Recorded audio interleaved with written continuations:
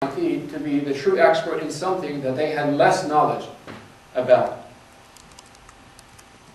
And once you see this dynamics in the documents that the council basically rubber stamps the CMIT, you realize the agency principle dynamic here. Okay? It's like your broker again, if you're not a financial analyst. Either you hire a broker or you don't, but you don't call the broker and tell him or her what to sell and what to buy. You either trust them or not.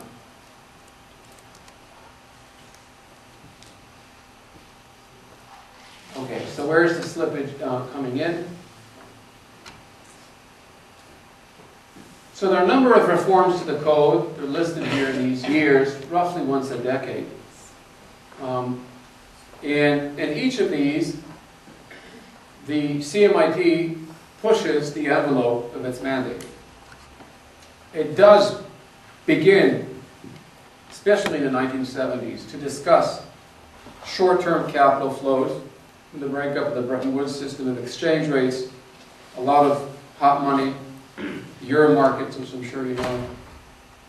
And it seems impossible to discuss meaningfully the effects of financial liberalization on one end of the market without the way it relates to another end. So they start discussing the short end, and later they start to discuss the measures that were not included in any of the lists. The important part of these measures were taxation. Different kinds of taxation affected capital flows. And while taxes were always considered a fiscal issue, even in the EU, it's a sacred cow, the committee thought that, again, it would seem pointless on a professional basis to not say the T word in discussions. You have to discuss taxes too. And so they started to discuss that. Now, since this is not the Tuesday talk series at CGU, this is the CMIT, they are there to do a particular job that they have been delegated. They can't just pick any topic they like. Their job is to discuss something and clearly not to discuss other things. Since they do discuss the other things, this is slippage. And by discussing these things, they start promoting the change. Now you have writings by people like Abdullah, who published a book and a paper about how then these people went back home and changed the mindsets of their ministries of finance back home. You may or may not argue with this. This is not the focal point of what we're doing. At the very least, the CMIT brought about changes to the code then adopted by the council. I'm sure we're not going to settle the debate of whether it was, after all, an intergovernmental affair. But there is, on a professional basis, a clear agency slack here. Which means even if you do consider the world and the OECD to be functioning as a game among governments, the professional expertise involved necessarily created slack, created the potential for slack. And the committee necessarily, as things turned out at least, used the autonomy it had to produce slack. Before we finish, a few words about the mechanisms of control. How would the member states try to prevent slack or minimize slack? First of all, slack is defined formally not just as whatever the agent does that the principals don't like, but also any cost associated with monitoring the agent. You will have agency loss, either by the slack taken up by the agent or by the cost of your endeavors to minimize slack. You're paying it either way.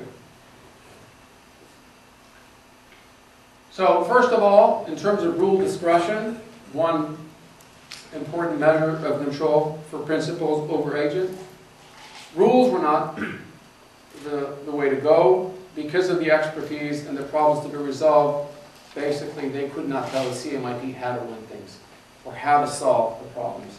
They were given discretion in interpreting the codes, which gave them some autonomy. Reporting, another mechanism of control. That's when the agent has to frequently report. There are normally two kinds of reporting requirements. One is what we call, or the literature calls, the police patrol. A police patrol is when you check up on the agent. Announced, unannounced, you do patrols. That's one way to find out. It's like, again, you visit your broker, all of a sudden, you break into his office, what is he really doing? Is he really trying on your behalf? The other form is the fire alarm.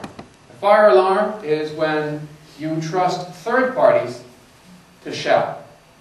The victims of your agent may reveal about his doings more than any of your patrols, which he may dodge. But then they scream. Often works in anti-corruption regimes.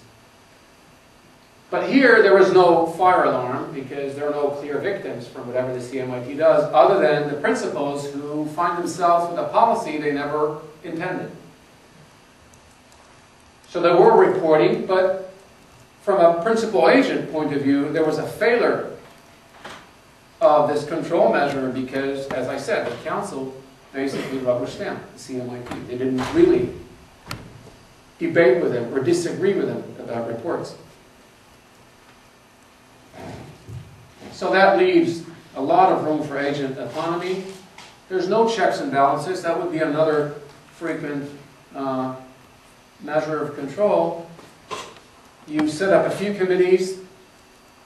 They have different perspectives on the issue. They may file different reports. Then the principals can reconcile them or have agents compete for the principals. Competition among agents is also better for controlling them. But there was no other such body as the CMIT. As I said, the IMF had academic economists which did not study the particular things that the CMIT did, and even if they did, the CMIT was where practicality was tops. Empirics came before theory. For academics, this sounds hereditary. I mean, this is impossible. How can you have empirics without theory? And there's always theory, of course.